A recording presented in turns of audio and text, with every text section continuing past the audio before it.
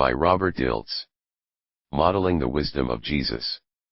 The words, ideas, and actions of Jesus of Nazareth have been a major influence on Western civilization for almost 2,000 years now.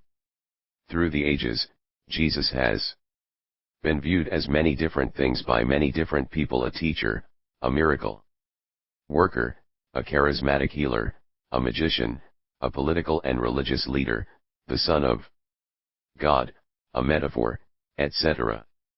Having been raised Catholic, and attended Catholic schools, through secondary school, I was continually exposed to the Gospels and the stories of Jesus' deeds. I have often contemplated the relevance of the stories of Jesus' works for NLP and vice versa. It is well known that the field of NLP was established as a result of modeling effective healers. NLP began when Richard Bandler and John Grinder modeled patterns of language and behavior from the works of Fritz Perls, Virginia Satir and Milton H. Erickson, M.D. The first techniques of NLP were derived from key verbal and nonverbal patterns Grinder and Bandler observed in the behavior of these exceptional therapists.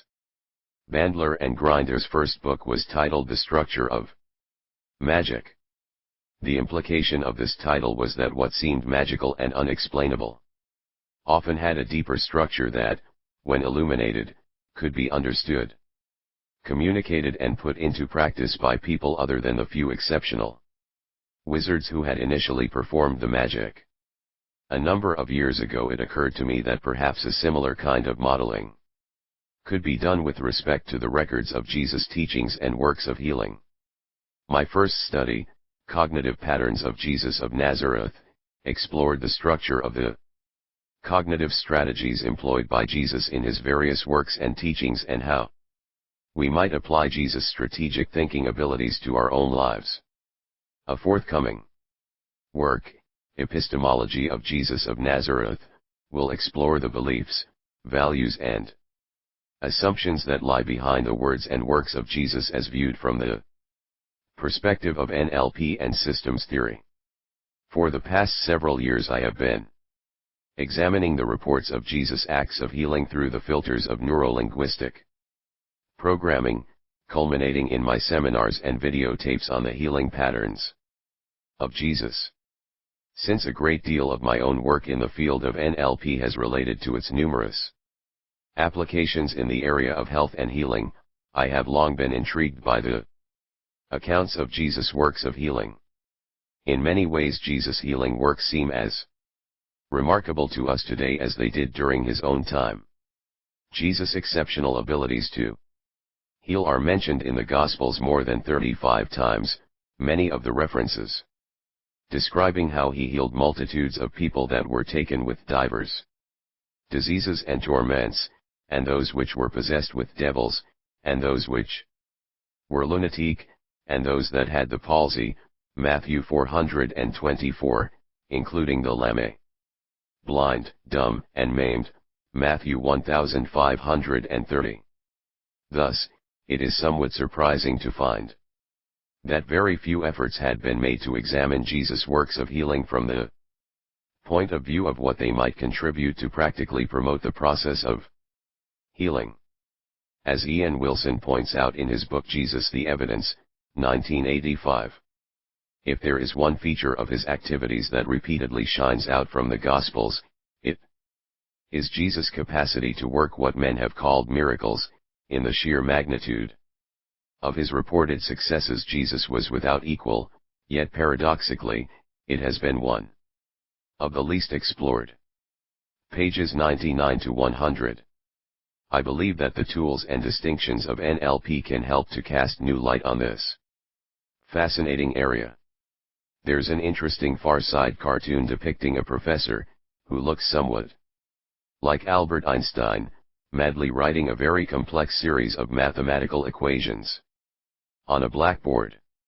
At a certain point in the midst of all of this very scientific-looking scribbling, he stops and writes, and then a miracle happens. And then madly goes on again with his equations. One of his colleagues is standing nearby pointing at the Comment about the miracle and asking, could you be a bit more specific about that part there? In a way, that is a metaphor for my study of Jesus' healing patterns. A lot has been written and said about the equations surrounding the miracles. Is it possible to be a little bit more specific about the part where the miracle happens? I think that, in considering Jesus' works of healing, there will always be a point where we must simply say, and then a miracle happens. The question is it possible, by modeling the descriptions of Jesus' healing works, to discover verbal and behavioral patterns which create a context in which it is more likely that a miracle will happen? The power of belief. In the New Testament, two words are used in reference to healing: one, iaume, which means to heal in the sense of curing or repairing, and two, therapio, which means to attend to someone. When Jesus referred to healing, he used the word therapio. The implication being that he viewed healing as supporting and encouraging the natural self-healing ability of the system, as opposed to exerting power over it himself to repair it. Jesus was able to tap into and encourage the healing process in a way that was both effective and systematic. One of the ways he did this was through the person's belief system. Certainly, a clear pattern that emerges in the accounts of Jesus' healing works is that a great deal of his words and actions were directed toward influencing people's beliefs and belief systems. As the following statements indicate, Jesus placed a great deal of emphasis on the power of belief. Be not afraid, only believe. Mark 536. If thou canst believe, all things are possible to him that believeth. Mark 924. For verily I say unto you, that whosoever shall say unto this mountain, Be thou removed, and be thou cast into the sea, and shall not doubt in his heart, but shall believe that those things which he saith shall come to pass, he shall have whatsoever he saith. Therefore I say unto you, what things soever yet desire, when ye pray, believe that ye receive them, and ye shall have them. Mark 1123-24. According to your faith be it unto you. Matthew 929. These quotations certainly imply that belief is one of the key factors in helping a miracle to happen. As Goethe maintained, the miracle is fate's most cherished child. Even modern medical science acknowledges the healing influence of beliefs in the form of the placebo effect. My own work in the applications of NLP in psychotherapy and healing have certainly highlighted for me personally the significance of people's beliefs upon their mental and physical health. See Changing Belief Systems with NLP, Dilts, 1990, and Beliefs Pathways to Health and Well-Being. Dilts, Hallbaum and Smith, 1990. I have seen some fairly miraculous things happen when people have changed limiting beliefs regarding themselves and their health, including recovery from cancer and other tumors, arthritis, allergies, lupus, eyesight problems, mental illnesses of many types, and even symptoms of AIDS. The three most common areas of limiting beliefs center around issues of hopelessness, helplessness, and worthlessness. These three areas of belief can exert a great deal of influence with respect to a person's mental and physical health. Hopelessness occurs when someone does not believe a particular desired goal is even possible. It is characterized by a sense that, no matter what I do, it won't make a difference. What I want is not possible to get. It's out of my control. I'm a victim. Helplessness occurs when, even though he or she believes that the outcome exists and is possible to achieve, a person does not believe that he or she is capable of attaining it. It produces a sense that, it's possible for others to achieve this goal but not for me. I'm not good enough or capable enough to accomplish it. Worthlessness occurs when, even though a person may believe that the desired goal is possible and that he or she even has the capability to accomplish it, that individual believes that he or she doesn't deserve to get what he/she wants. It is often characterized by a sense that, I am a fake. I don't belong. I don't deserve to be happy or healthy. There is something basically and fundamentally wrong with me as a person, and I deserve the pain and suffering that I am experiencing. At the core of Jesus' works of healing was his ability to elegantly and effectively help people to shift these types of limiting beliefs to beliefs involving hope for the future, a sense of capability and responsibility, and a sense of self-worth and belonging. Jesus' uncanny ability to be able to gain access to and transform core beliefs and identity issues in his patients and followers can no doubt at least partially account for the dramatic changes he was able to effect. By all accounts, Jesus had the unique ability to easily and consistently help people to change limiting beliefs and establish new empowering beliefs. The core question in modeling is, how did he do it? One clue is provided by the type of strategies he promoted in his teachings and parables. The sower and the seed, a fundamental paradigm for change. Jesus' parable of the sower and the seed provides one of the clearest and deepest insights into his approach to working with people's beliefs and belief systems. And he taught them many things by parables, and said unto them in his doctrine, Hearken, behold, there went out a sower to sow, and it came to pass, as he sowed, some fell by the wayside, and the fowls of the air came and devoured them up. And some fell on stony ground, where it had not much earth, and immediately it sprang up, because it had no depth of earth, but when the sun was up, it was scorched, and because it had no root, it withered away. And some fell among thorns, and the thorns grew up and choked it, and it yielded no fruit. And others fell on good ground, and it did yield fruit that sprang up and increased and brought forth, some 30, some 60, and some 100. And he said unto them, Ye that have ears, let them hear. Mark 42-9. I believe that the parable of the sower and the seed embodies Jesus' fundamental paradigm for change, regardless of whether that change related to healing, teaching, or leadership. As Jesus later explained to his disciples, the seed is like a new idea or belief. For the belief to grow and produce fruit, it must first be placed in the appropriate context. If there aren't some kind of internal reference experiences for the new belief to take root in, it will disappear in the face of any criticism. The bird plucks it right out of the heart.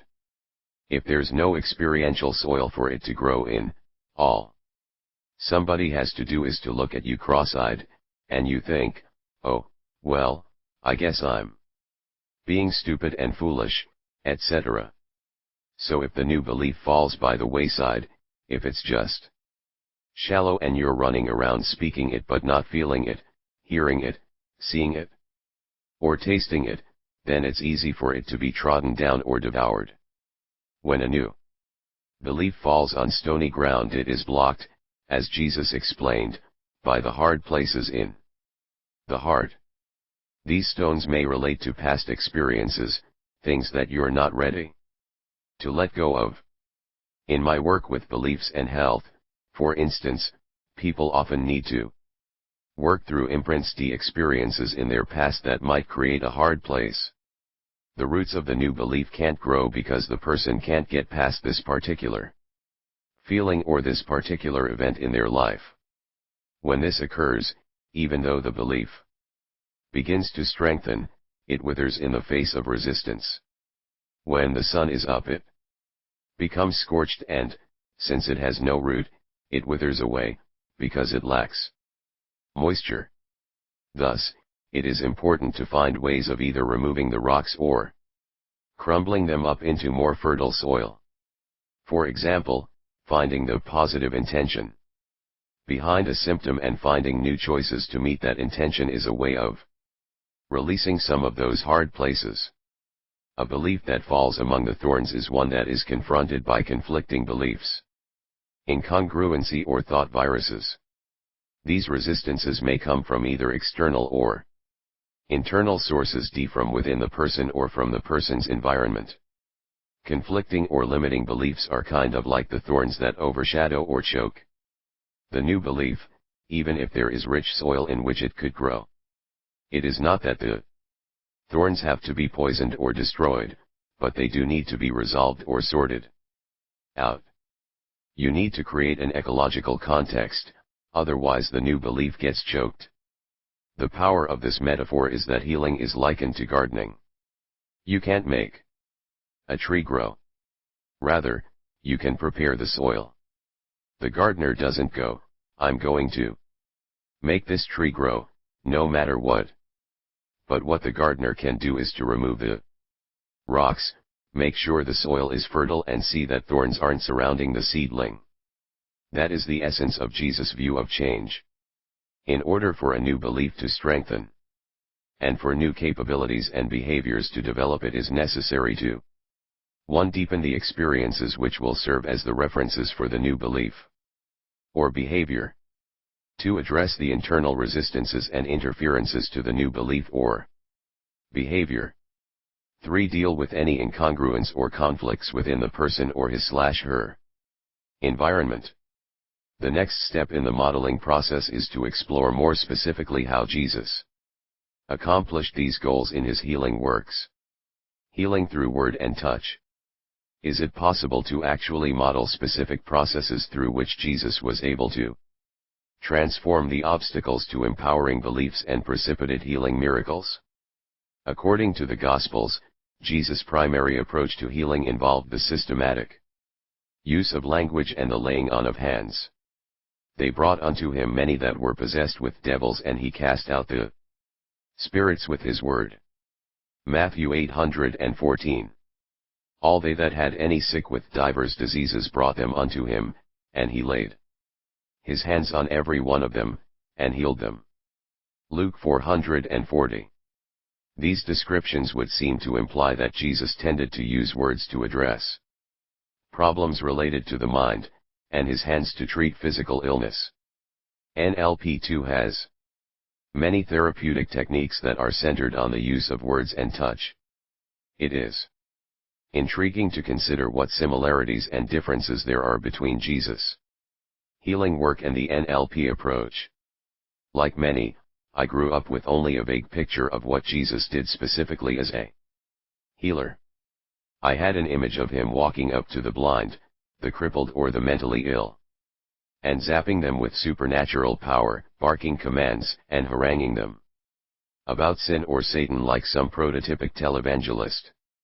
As I read the various accounts of his healing work, however, I found something quite different.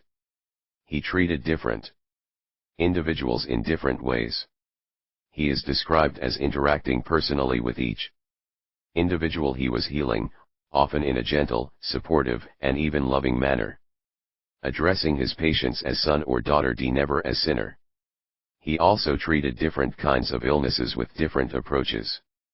In all of the descriptions of his work with lepers, for instance, Jesus tells them directly that they are healed and sends them to complete a task at the temple, see Matthew 82:4 and Luke 713-19. The blind, however, are sent on no such task. Instead, Jesus emphasizes the importance of their own beliefs in their healing, asking, "Do you believe I can do this?" and proclaiming, "According to your faith be it unto you." Matthew 9:27-31. It is only with the lame that Jesus even mentions sin, telling one man that his sins are forgiven, Matthew 92, and encouraging another to sin no more, lest a worse thing come unto thee, John 5:14. These types of variations indicate a high degree of sophistication and flexibility based on the type of issue one is working with. Consider, for example, the following description of Jesus' healing of a blind man. And he cometh to Bethsaida, and they bring a blind man unto him, and besought him to touch him. And he took the blind man by the hand, and led him out of the town, and when he had spit on his eyes, and put his hands upon him, he asked him if he saw it. And he looked up, and said, I see men as trees, walking. After that he put his hands again upon his eyes, and made him look up, and he was restored, and saw every man clearly. And he sent him away to his house, saying, Neither go into the town, nor tell it to any in the town. Mark 822-26. There are a number interesting elements to this report.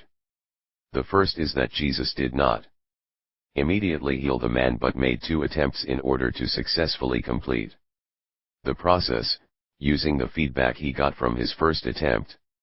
He did not perceive the initial lack of success as a failure on his part, the part of his subject, or on the part of God. It is also interesting that Jesus made the man look up. This is considered an accessing cue for the visual representational system in NLP. Considering that the man had problems with his vision, and that, at the point Jesus had him look up, he had partial access to his vision, this may be an indication that Jesus knew about, at least intuitively, and used accessing cues. The fact that he led the man out of the town and told him not to go into the town nor tell anyone in the town about the experience, would indicate that Jesus was not doing this work as any particular sign to the people there. Rather, Jesus' focus is on the health of that individual. Clearly, Jesus makes no mention of sins or unclean spirits as he does in some of his works. The fact is, Jesus was described as doing some very specific things with his subject that were different from the way he treated others, and took 2 iterations to complete it.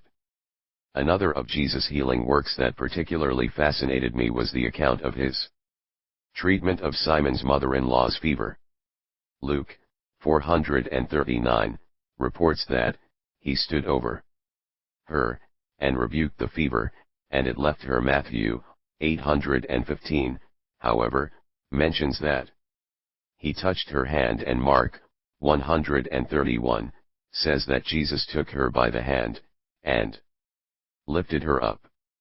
These descriptions are interesting in that, taken together, they indicate that even though Jesus was rebuking the fever verbally, he was supporting the woman kinesthetically. In other words, his auditory communication and his kinesthetic communication were directed towards 2 different levels, and performing 2 different functions. His words were directed toward the symptom, and his touch was directed toward the person. From the NLP perspective, we can think about the interaction in terms of a verbal message and a nonverbal meta-message. The message involves the rebuking of the fever. It is directed at the behavioral expression of the symptom. The touch of the hand is a nonverbal meta-message that communicates, I'm supporting you. Jesus took her hand and lifted her up while rebuking the fever. Thus, there's no confusion that he is rebuking the patient for having a fever. I think there's something very profound and powerful about that simple combination of word and touch. It is also interesting that the word rebuke, in English, was translated from the Greek word, epitimao, which doesn't simply mean to be verbally abusive. It means to set a weight upon. The implication is that Jesus was not necessarily speaking angrily, but rather putting pressure on the symptom. So we are given this beautiful sense of putting pressure on the fever verbally and lifting up the person physically. He is removing the stones and thorns while at the same time he is supporting the soil by lifting and supporting the person. I think that reflects a deep aspect of healing. This type of verbal and nonverbal combination has been the inspiration for a number of the techniques in the Healing Patterns seminar. These are only two of the many fascinating examples of Jesus' healing works. Unfortunately, to go into depth with any others is beyond the scope of this article. The mission to heal. More than anything else, what shines through the reports of Jesus' works of healing was that there was a mission to heal behind his actions. I think that in many ways, having the mission to heal is even more important than having the tools to heal. I think healing, as opposed to curing or fixing or mending something that's broken, comes out of that sense of mission. One of the things that shows up quite clearly in the Gospels is that Jesus didn't try keep the mission or ability to heal to himself. Matthew 101 reports, and when he had called unto him his 12 disciples, he gave them power against unclean spirits, to cast them out, and to heal all manner of sickness and all manner of disease. In fact, one of the first tasks he assigned to his disciples was to go out and heal the sick, cleanse the lepers, raise the dead, cast out devils. Freely ye have received, freely give. Matthew 108, freely have you received, freely give. This is not a message that healing is something to be held onto and practiced only by an elite few. Rather, it implies that healing is a mission to be shared. According to Mark 314-15, and he ordained 12, that they should be with him, and that he might send them forth to preach, and to have power to heal sicknesses, and to cast out devils. Luke 101 adds that, later on in his ministry, Jesus appointed another 70 also, and sent them 2 and 2 before his face to every city and place, telling them to heal the sick that are therein. We are also told that Jesus did not discourage the practice of healing in his name being done by people that were not even his followers, Mark 938-40, Luke 949-50. When Jesus is told that somebody who was not one of his disciples was out healing in his name, and asked if he was going to chastise this person, Jesus replies, he that is not against us is with us. Luke 950. It is as if he was saying that anybody who shares the mission to heal shares something that is really important and deep. My interpretation of Jesus' comments and actions is that the ability to heal was not just something that Jesus intended to keep for himself, but rather was something that he intended others to learn and to do.